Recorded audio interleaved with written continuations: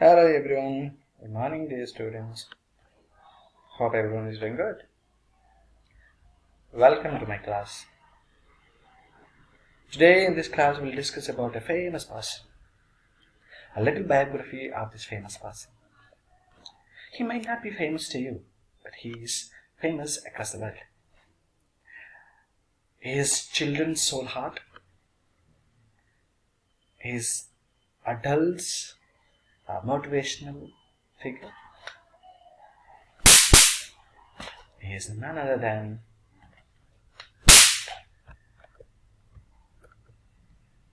O. Henry.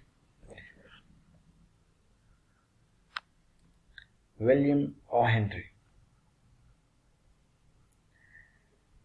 William O. Henry's actual name is William Sidney Porter.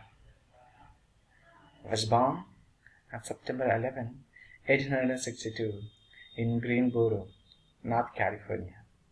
He changed the spelling of his middle name to Sidney in 1898. His parents were Algernon Sidney Porter, a physician, doctor, and Mary Jane Virginia Swami Porter, his mother. William's parents had married on April 20, 1858. When William was 3 or 4 years old, his mother died after giving birth to her third child, and he and his father moved into the home of his paternal grandmother. As a child, Porter always reading everything from classics to dime novels. His favorite works were Lane's translation of 1001 Nights and Button's Antinomy of Melancholy. Porter graduated from his aunt Evelina Maria Porter's elementary school in 1876. He then enrolled at the Lindsay Street High School. His aunt continued to tutor him until he was 15 years old. In 1879, he started working in his uncle's drugstore in Greensboro, and on August 30, 1881, at the age of 19, Porter was licensed as a pharmacist. At the drugstore, he also showed his natural artistic talent by sketching the townsfolk.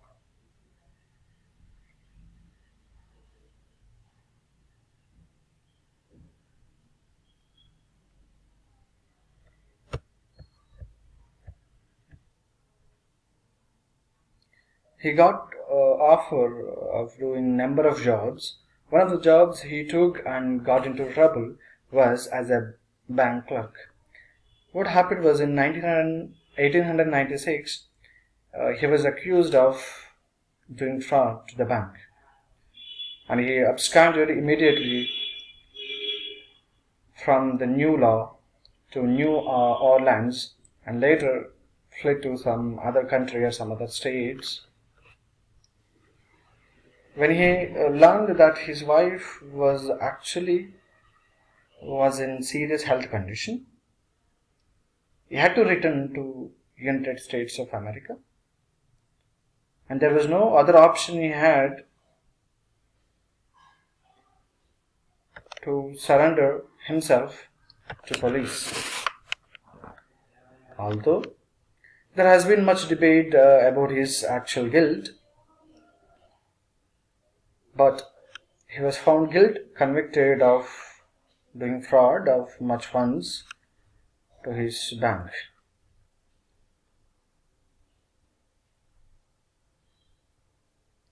That resulted him to take 5 years imprisonment. But his endeavor had not stopped. While in prison, he began writing many of short stories in order to support his young daughter Margaret and his family.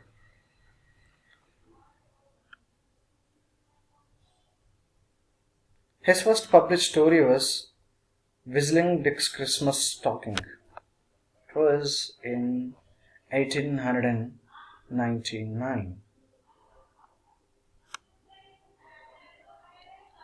He used a pseudonym first as Oliver Henry, but later changed to the name O. Henry as his pen name because he didn't want his readers to know he was in jail, so he did not reveal his full name. He published 12 stories while in prison after serving 3 years of jail. So he was released after his good behavior and motivating people by his writing. Then he moved to New York City and settled there and started writing stories from there. His first collection of stories was Cabbages and Kings in the year 1904. So, the next collection is The 4 Million in the year 1906. Including many of the short stories he started from then, he did not look back and he started writing many of the short stories, including mentioning the lifestyle of every American. In his lifetime, O. Henry was able to see the silent film adopted from his stories. The Sacrifice, Trying to Get Arrested, His Duty are the famous stories casted from his short stories. O. Henry is credited for creation of the Kisco Kid,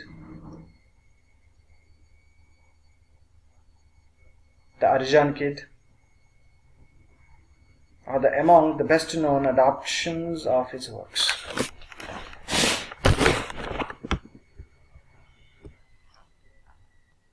William O. Henry wrote short stories set in places where he would live and included the characters and events from his real life.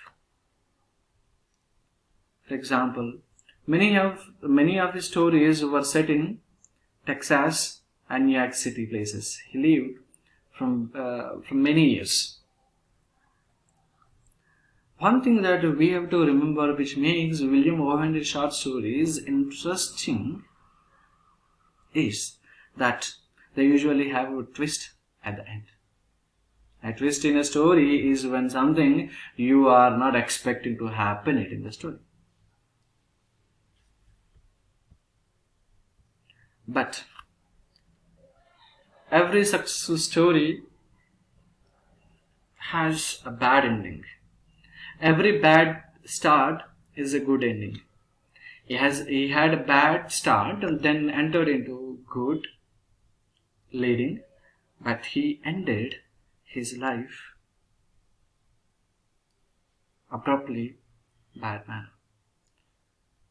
William O. Henry was actually a heavy drinker, and by 1908 he was deeply addicted to alcohol, which led him to get his health affected, and he got liver infection, and that stopped writing. In 1909, his wife Sarah left him, and he died on June 5 in 1910 of cirrhosis of the liver, complications of diabetes, and an enlarged of his heart. After funeral services in New York City, he was buried in the Riverside Cemetery in Asheville, North California. His daughter, Margaret Worth Porter, had a short writing career from 1913 to 1916. Margaret married cartoonist Oscar Caesar of New York in 1916. This is the life story of the great writer William O. Henry. Today we are going to learn one of his famous masterpiece work, that is none other than The Last Leaf. Is the famous for this work, and this is the life-changing story. This story should be read by each person to get motivated and stay focused, no matter how hard you're leading your life. The matter is you are sustained with the life. This is what he was trying to show in his story. Most of his stories he portrayed American characters. How he portrayed American characters, American names, but every incident, every situation he was trying to portray which happens to each individual across the world. So, dear students, let's learn about what is the short story, The Last Leaf, and what did it teach us? What do we supposed to learn from it? What are the elements that we can apply in our day-to-day life to come over from the depression, to come over the so-called bad manner, the so-called bad ambition in our life? So, dear students, let's learn the short story, The Last Leaf.